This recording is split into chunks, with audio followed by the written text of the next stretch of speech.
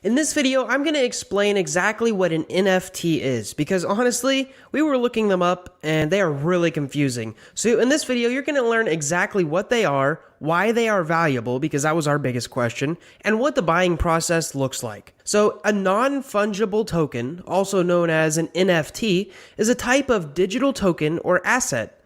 A common analogy is to think of these as digital trading cards or digital paintings. Whenever you buy an NFT, you are basically just buying the rights to that specific asset.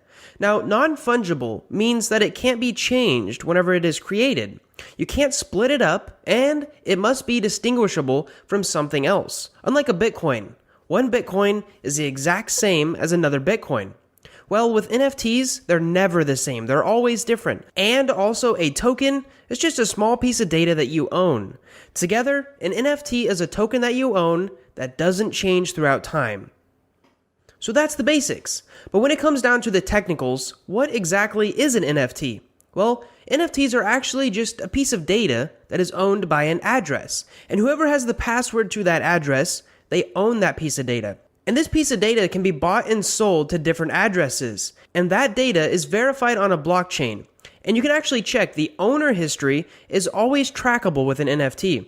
For example, this CryptoKitty that sold for $600,000 is essentially just a small URL that is owned by an address. The only thing that person owns is a tiny piece of data.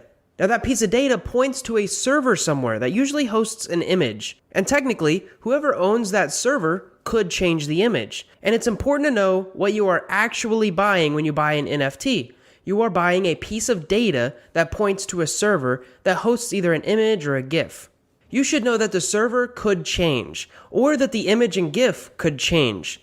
It's actually the specific piece of data that you actually own on the blockchain, not the access to the server and not the image or the GIF, but rather that tiny piece of data that points to the server.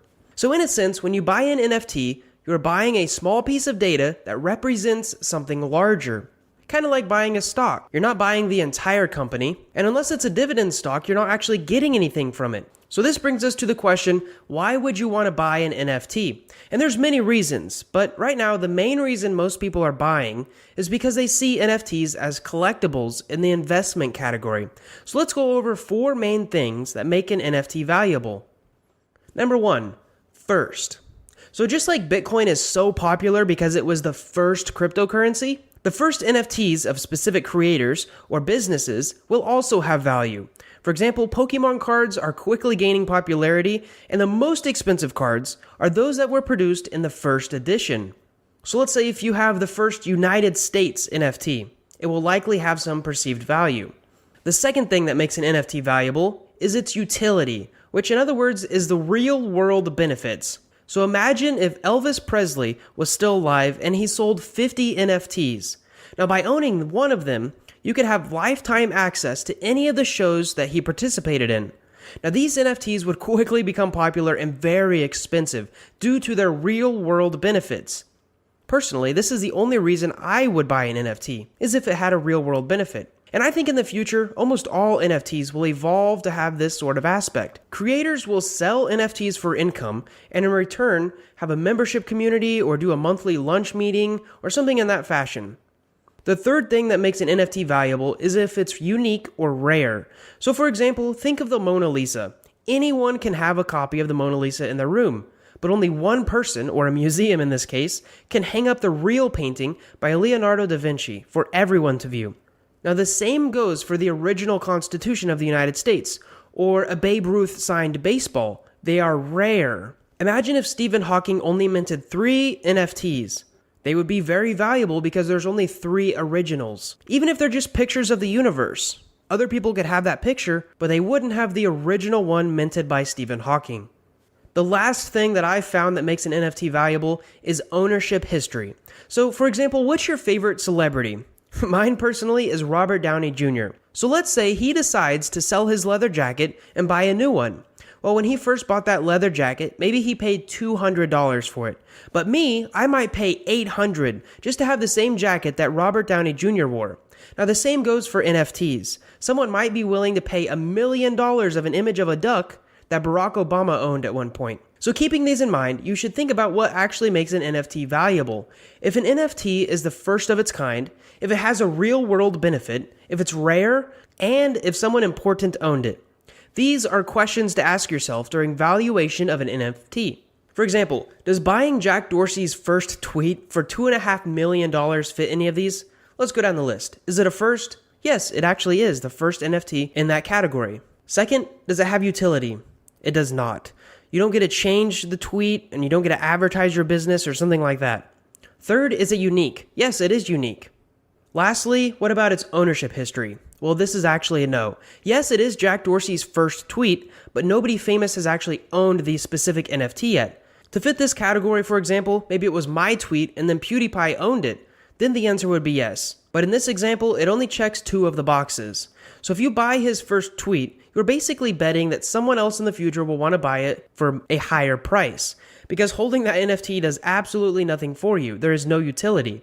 You're buying it as a novelty or as an investment. Unless one day Jack Dorsey says whoever holds that NFT he'll have lunch with once a month. Then the value would skyrocket. So now that we have kind of went over what they are and how they work, let's go over how popular they quickly become. Just look at this Google Trends data of searches in February and March in 2021. In fact, that's what inspired this video. We knew absolutely nothing, and so we created this video to help people because all the stuff that we were looking up was very, very confusing. So if this video clears anything up for you, make sure to click that like button. Also, as a newer channel, you might consider subscribing because it helps us immensely, as this video actually took hours to research, write, and animate. Moving on, I'd like to tell you the 11 most valuable NFTs. Now this might get a little rambly and you can skip ahead if you don't want to listen to them. Number 1.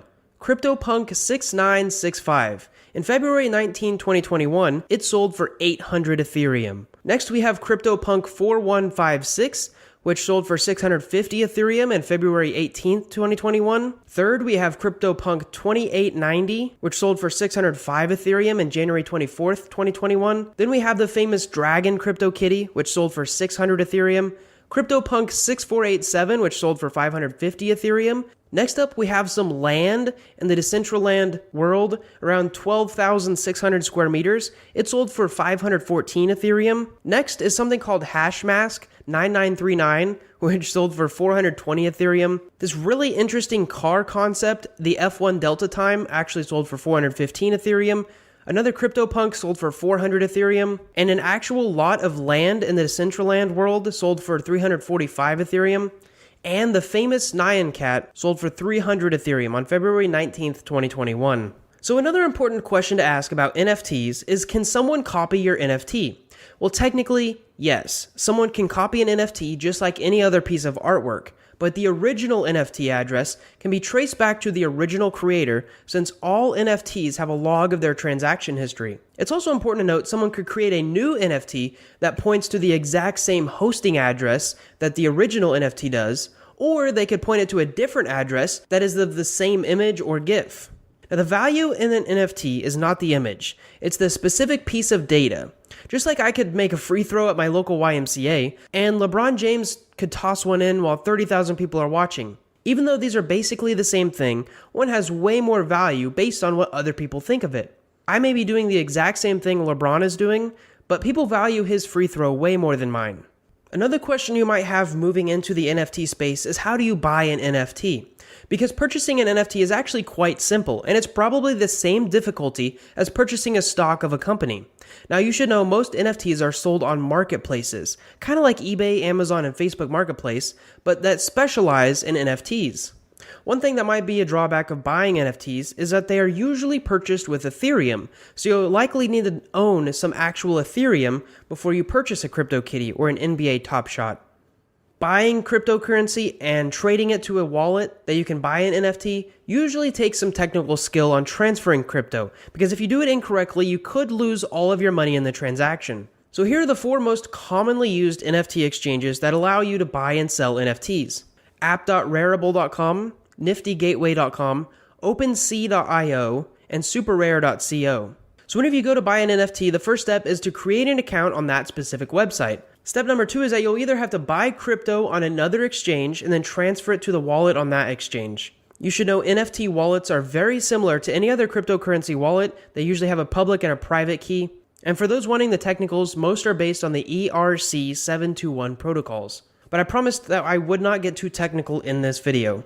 And then lastly, you can actually bid like an auction and pay for whatever NFT that you're attempting to buy. And if you win, that NFT will get added to your account and then stored in your wallet. Which brings us to the next question. Where do you store your NFT? Because now that you've purchased your NFT, you're probably wondering where the heck you store it.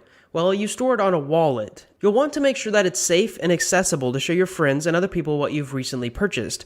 Now, the best way to store your NFTs is on a hardware wallet. Something along the lines of a Ledger Nano, where it can be offline and protected. But if you're wanting to keep it online, here are some online applications that host wallets for you.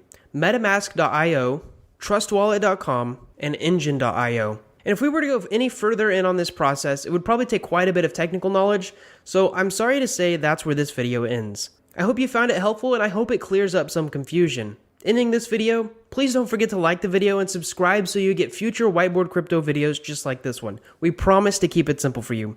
Thanks for watching, and we hope to see you in the next one.